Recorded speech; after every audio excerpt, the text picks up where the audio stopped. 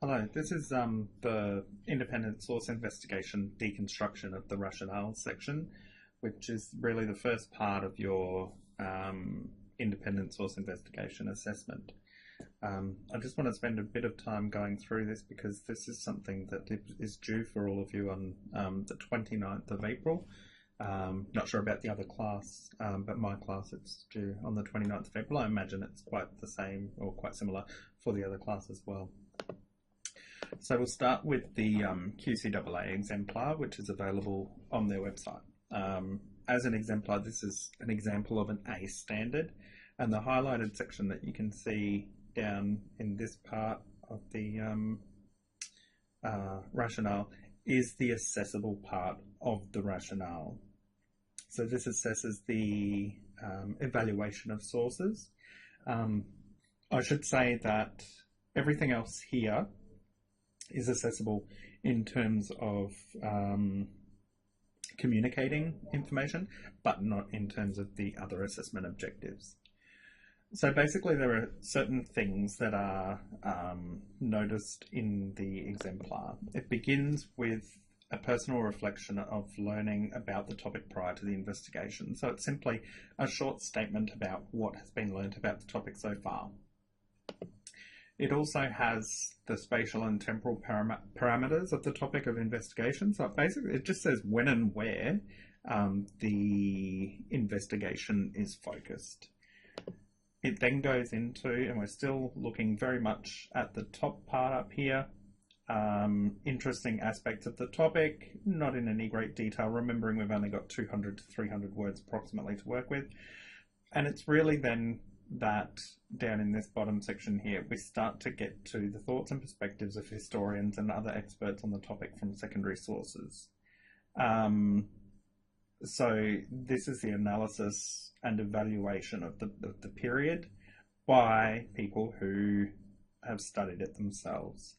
So we'd want to be looking for I would think at least two different perspectives on the issue to show that you've got a deep understanding of the historiography of the topic that you're looking at.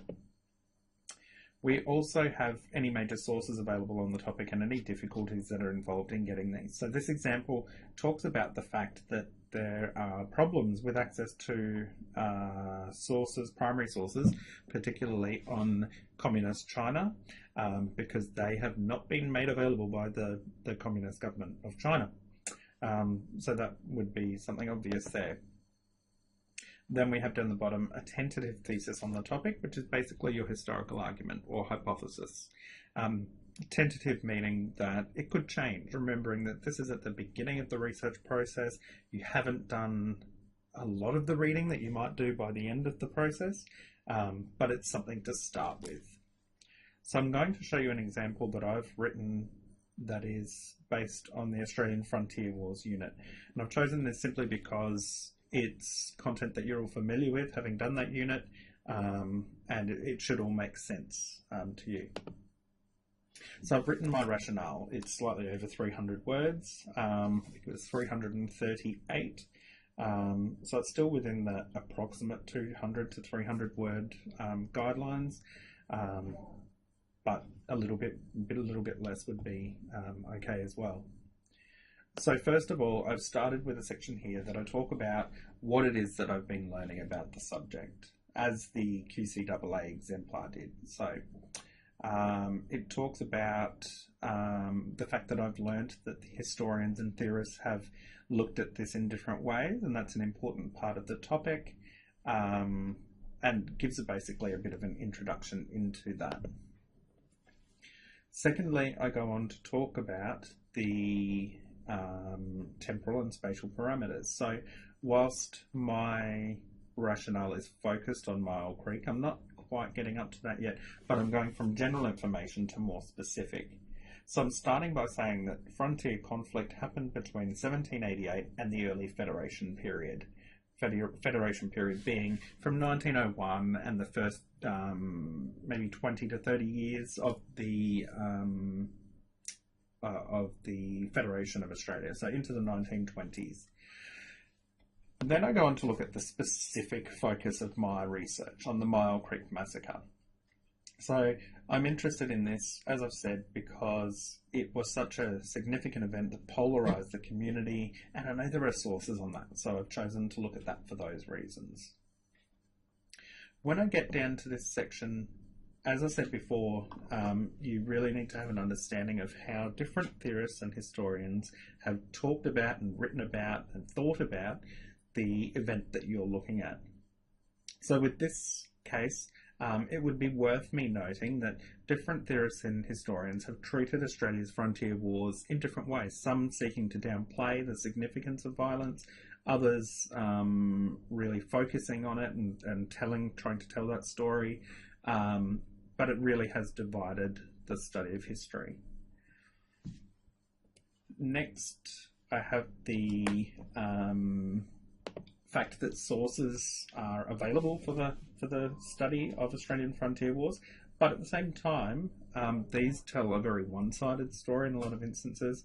A lot of Aboriginal people, their story has not traditionally been told, partly because they weren't literate in written English during this time period, but also because their voices are absent largely from official government documentation.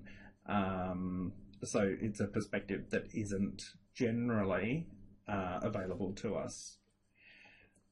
Then I've talked also about the changing nature of this area of study in Australian history. So I'm really delving into the historiography of the theme and the period, and trying to give the reader a sense that I understand that the history has changed as people have become more socially accepting of the fact that there was violence in Australia's history. Then I've got my tentative thesis. So my initial thesis that states what it is I believe to be true, which will guide my research.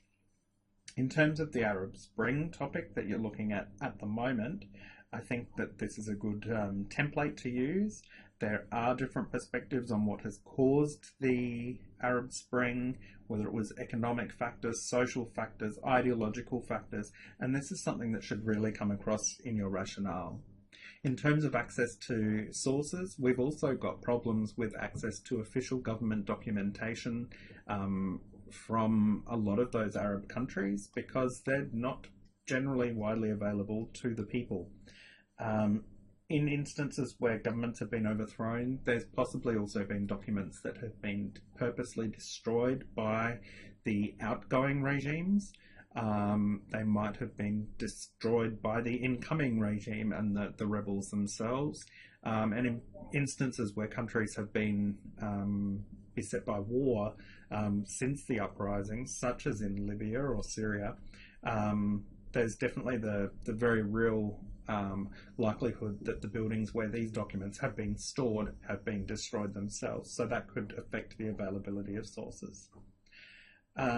I hope that this helps in some way. I am happy to look at your rationales for my class. And if you want to send those to me, I'm happy to give feedback or to ask questions to guide where you take those. As I said, hope this helps. Happy Easter, have a good break, and I look forward to seeing you in term 2.